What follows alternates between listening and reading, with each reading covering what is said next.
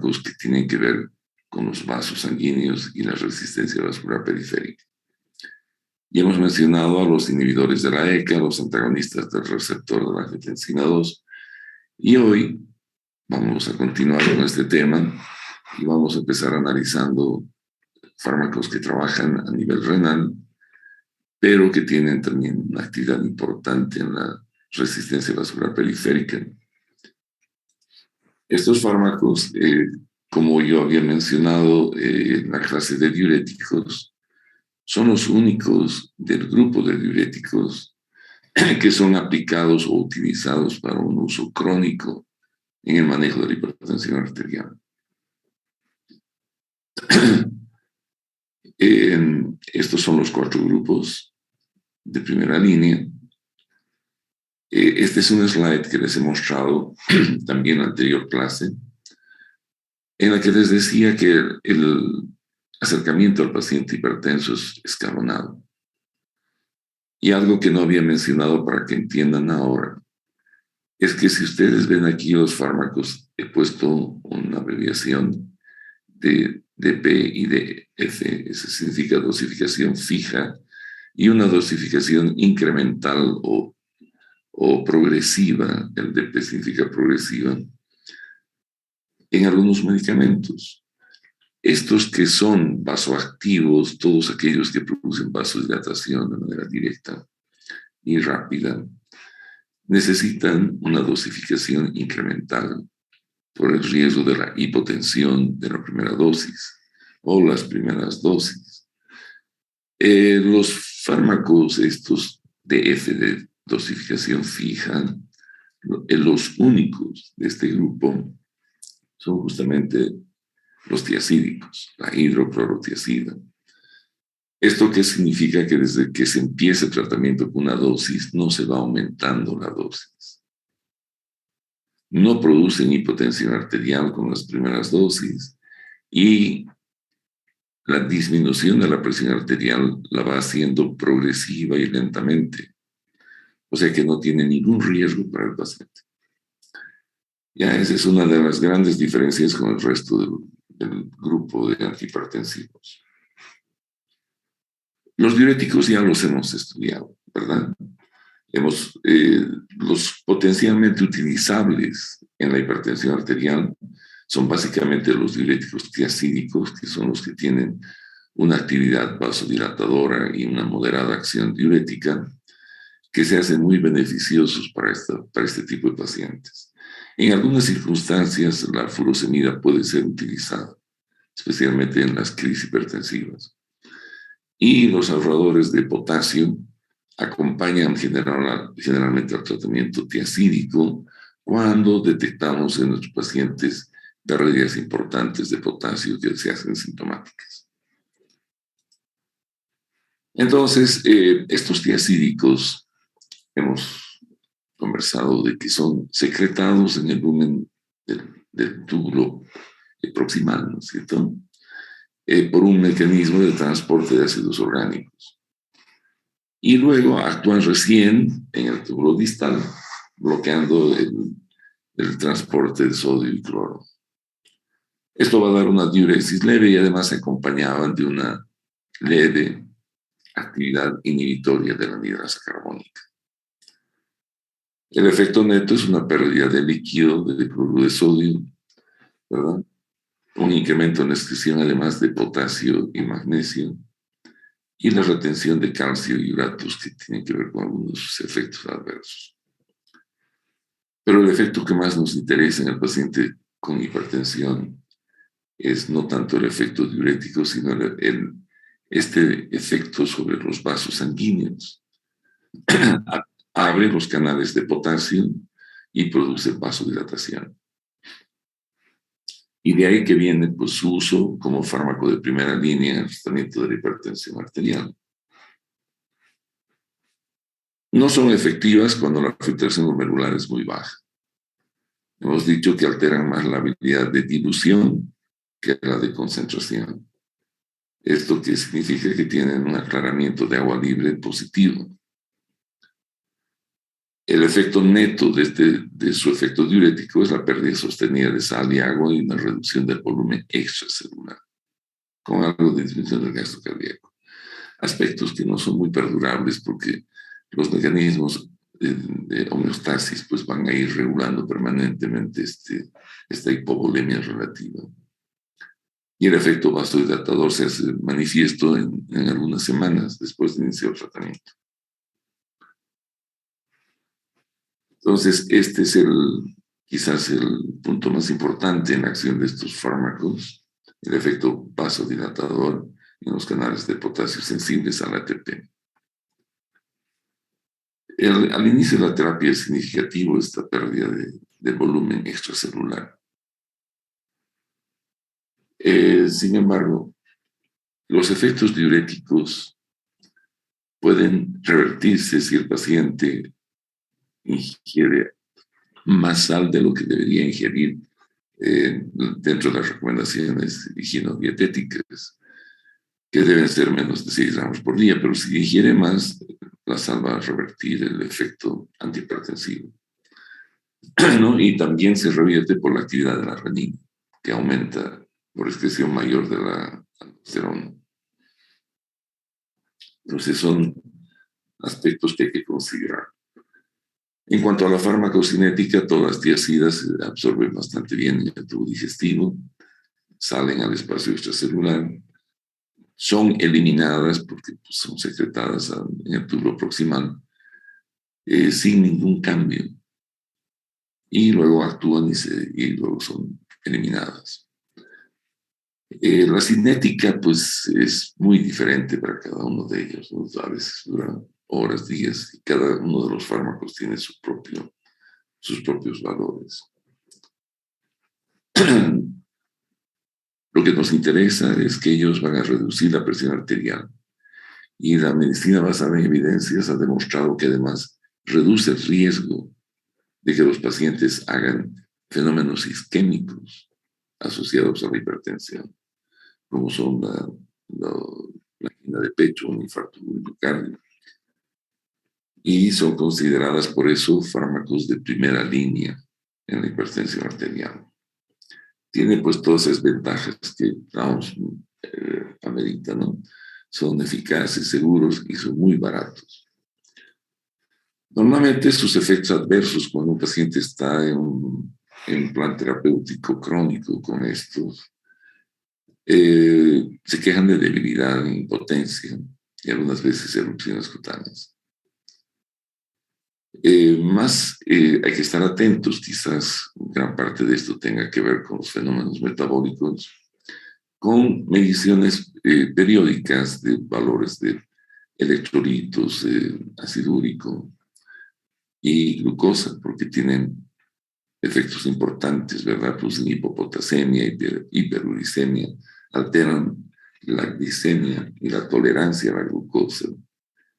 Y los primeros 6 meses generalmente se acompaña de una terapia diurética con tiazídicos, de un incremento del colesterol, que también debemos monitorear durante los primeros 6 meses. Es el tema del perfil lipídico.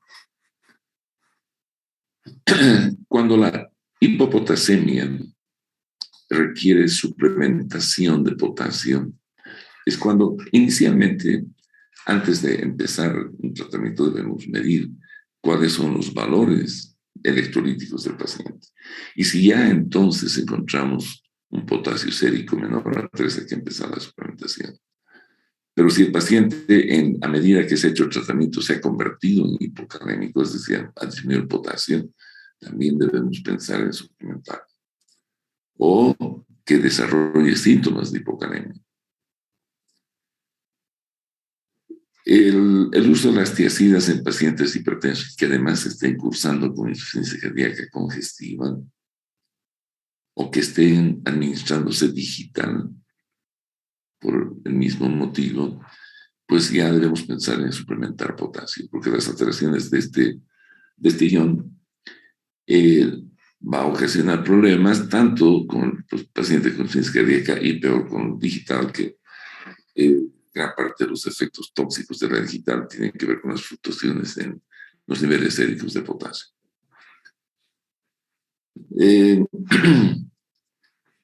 De comienzo, normalmente no se usan asociados estos diuréticos a los ahorradores de potasio, ¿no? Combinar con un diurético ahorrador de potasio, pero sí se hace esto cuando transcurre el tiempo y se va notando en los controles que el potasio está disminuyendo a pesar de la suplementación dietética, porque se sugiere en principio siempre alimentos ricos en potasio. Si esto no logra controlar la disminución, pues hay que asociar con ahorradores de potasio. Les decía que este tipo de fármacos, especialmente la hidroclorotiazida, que es la que más experiencia tenemos a nivel mundial en su uso, no necesitamos dar dosis incrementales. Se pueden usar 12.5 o 25 miligramos cada día y esa es toda la dosis que se usa. A dosis más altas no vamos a lograr mejorar la efectividad. No es que necesitamos que orine más el paciente, sino que con esta dosis vamos a producir el efecto vasodilatador y diurético necesarios. Si aumentas la dosis, vas a tener más bien todo lo contrario, mayor incidencia de efectos colaterales. No se olviden que nos puede alterar una serie de asuntos metabólicos, sobre todo la glicemia, la euglicemia y los lípidos. Los ahorradores de potasio asociados pueden producir hipercalemia, ¿no? Hay que tener mucho cuidado con esto, especialmente con la gente vieja, diabéticos o que tenga insuficiencia renal. Y este riesgo va a incrementar más aún cuando combinamos con algún otro fármaco de primera línea, como son los inhibidores de la ECA, que hemos mencionado el día de ayer, que producen hipocalemias severas. Una de las ventajas de los diuréticos es que hacen sinergia con los otros antihipertensivos. O sea, tienen un efecto sumado que es más beneficioso en el control de la hipertensión arterial. ¿No? Y también con el uso de los diuréticos disminuimos la carga de cloruro de sodio, que esto tiene un efecto antihipertensivo.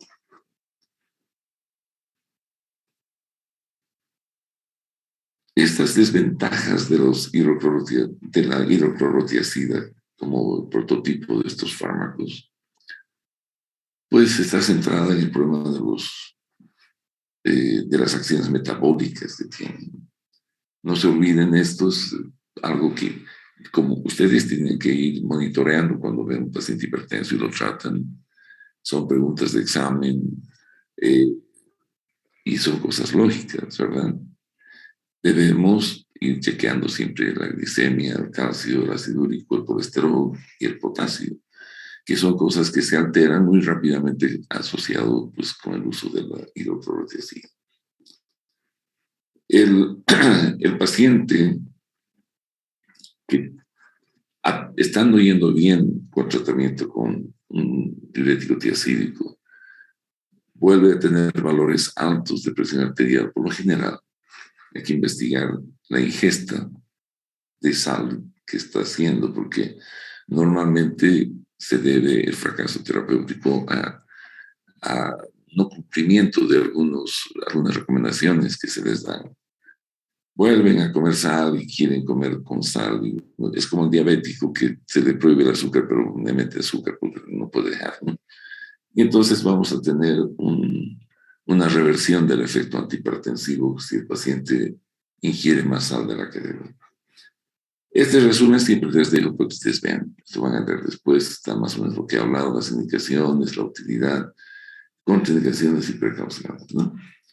Ahora vamos a ver otro grupo de estos que tienen que ver con la resistencia vascular periférica, que son los fármacos que normalmente los usamos como médicos generales y tienen que ver con los fármacos que actúan sobre el músculo liso vascular.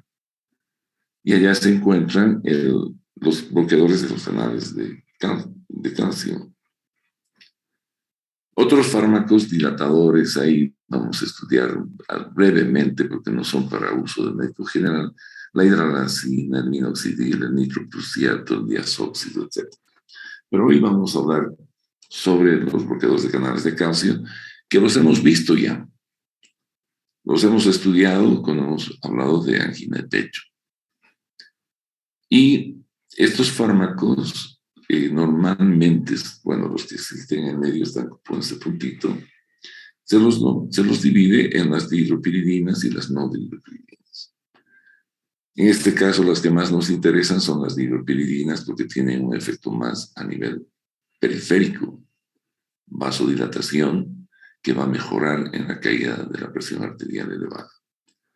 Las no dihidropiridinas nos interesaban en la angina de pecho porque disminuyen aspectos cardíacos como la contractilidad, la frecuencia de conducción, que disminuyen los requerimientos de oxígeno a nivel miocárdico. Dentro de estas sustancias bloqueadoras del canal de calcio, se las clasificaba antes en estos tres grupos, ¿no? Las benzodiazepinas, las difenilalquilaminas y las dihidropiridinas. Ahora la clasificación se ha hecho más simple y se dice, estas son las dihidropiridinas, las que actúan, los dipinos que actúan a nivel periférico, y las otras las llamamos las no dihidropiridinas.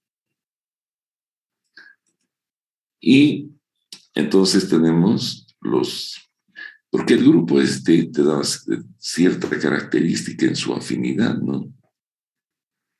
La poca sensibilidad, por ejemplo, de estos fármacos de las benzodiazepinas tenían muy poca selectividad, las toman tanto a nivel de los vasos como a nivel cardíaco.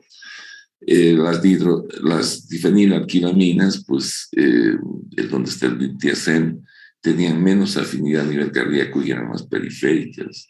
La nifedipina son de las dihidropiridinas y tiene muy buena afinidad a nivel periférico. Entonces, todos estos dipinos tienen más que ver con lo periférico, con la vasodilatación, ¿no? Aquí están las dihidropiridinas, son los dipinos. Actúan básicamente sobre los vasos sanguíneos, mientras que las no dihidropiridinas, el verapamil, el diazem, estas tienen más efecto a nivel del corazón. Nos sirve porque nos producen dilatación arteriolar. Hay un inotropismo negativo que es un poco a veces es un efecto que no nos interesa conseguir en estos pacientes. Especialmente cuando hay una insuficiencia cardíaca controlada, pues un inotropismo negativo va a desencadenar una descompensación del miocardio. La depresión del automatismo y de la conducción también en algunos casos se nos vuelve un problema.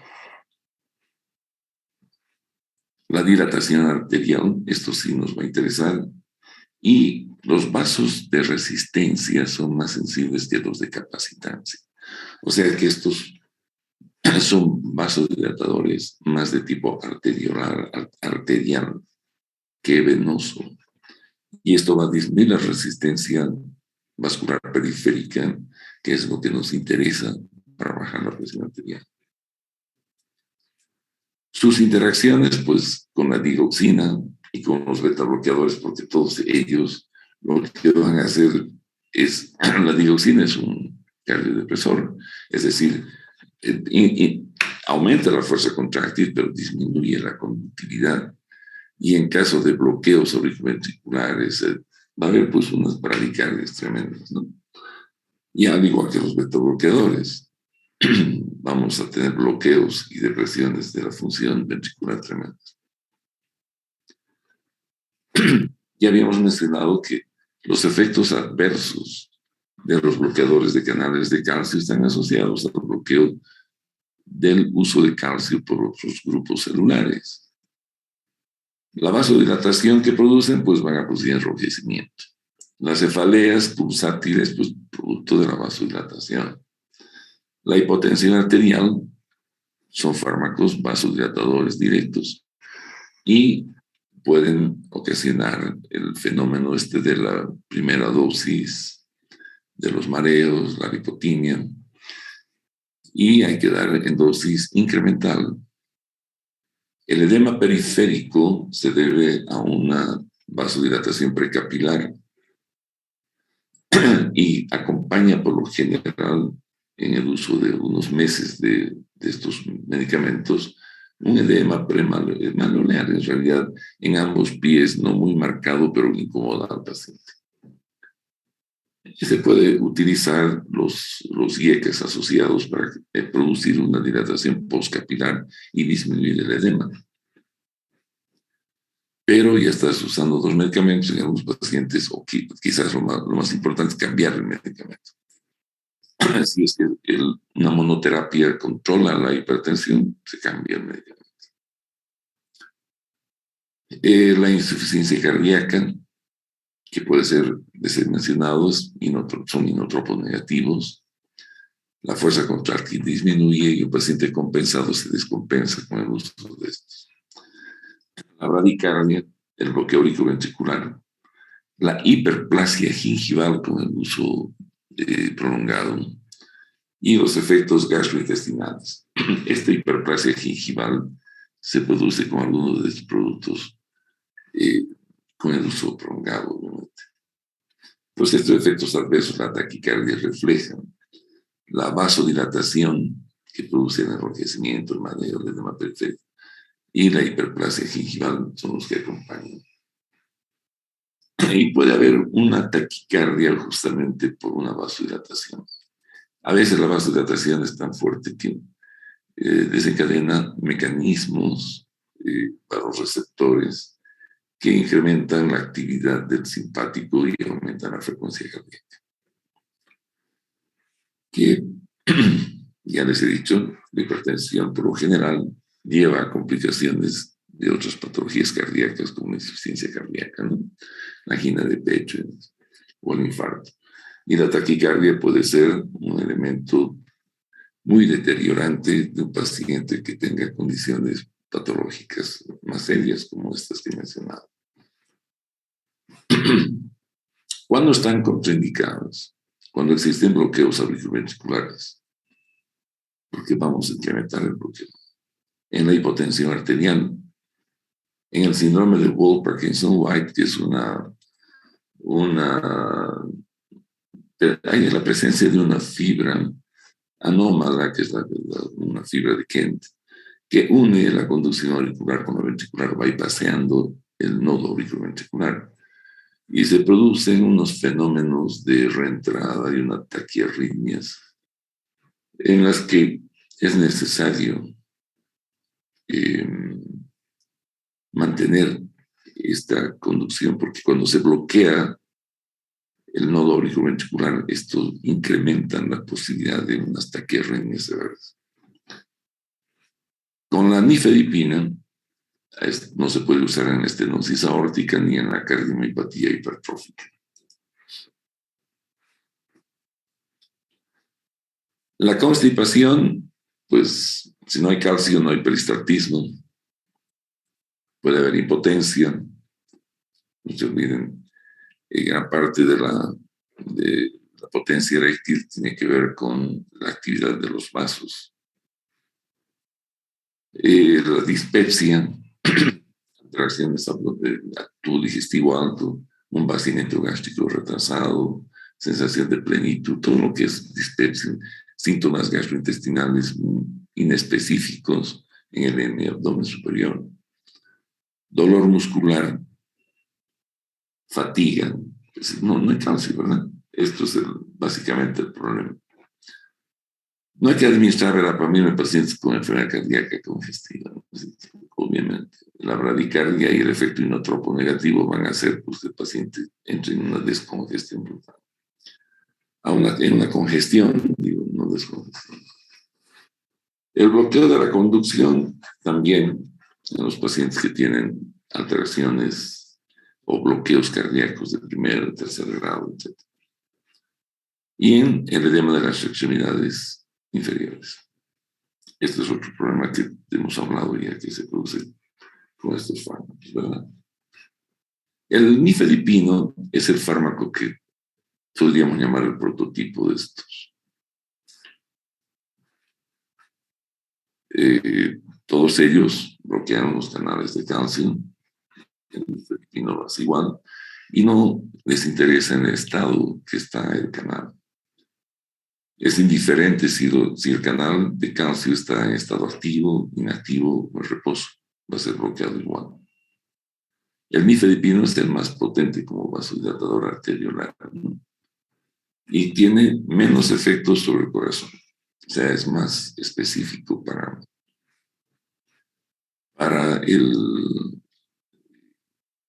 los vasos sanguíneos que para el efecto cardíaco. Puede haber un aumento ligero en la frecuencia cardíaca que hemos dicho que se compensa con efecto inotrópico negativo, ¿no? Bien, las ventajas del nifedipino es que se puede usar para tratar cualquier grado de hipertensión, ya sea leve, moderado o severo. Por lo general se usa en las moderadas y severas. Puede combinarse con beta bloqueadores para reducir efectos colaterales, ¿no?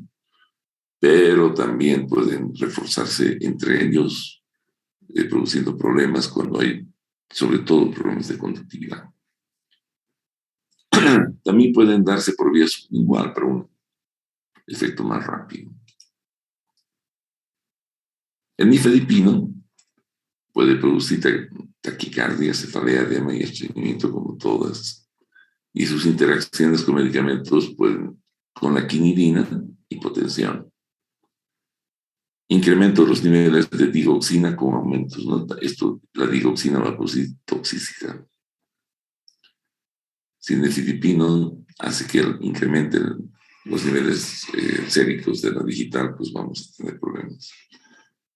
El aumento de niveles de nifedipino con la cimetidina.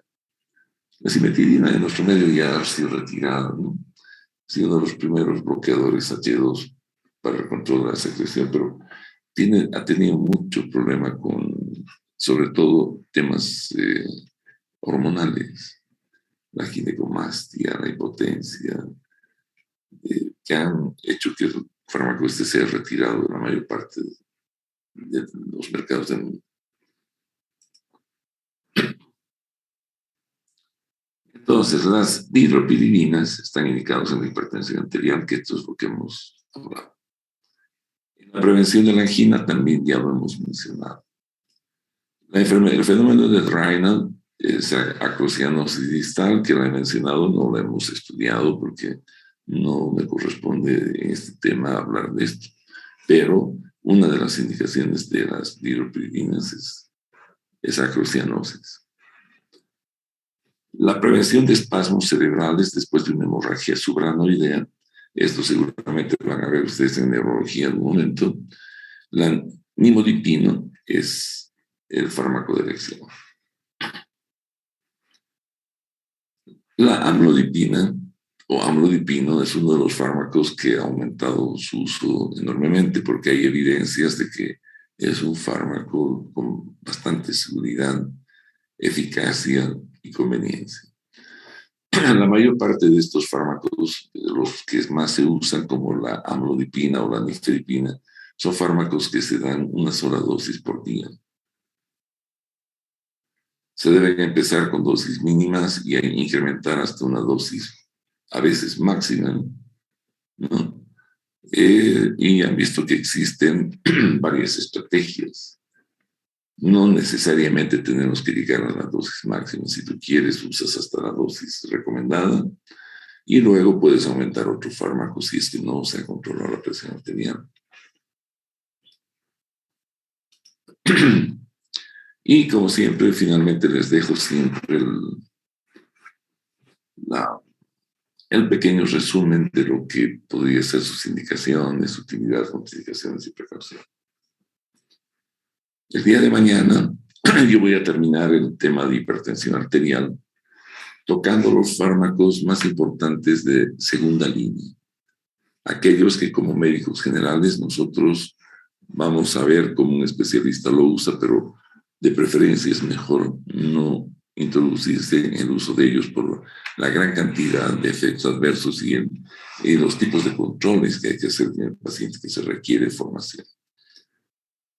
Bien, entonces nos vemos el día de mañana para concluir mis temas a las 7:45. ¿Ya? Que estén bien y hasta mañana.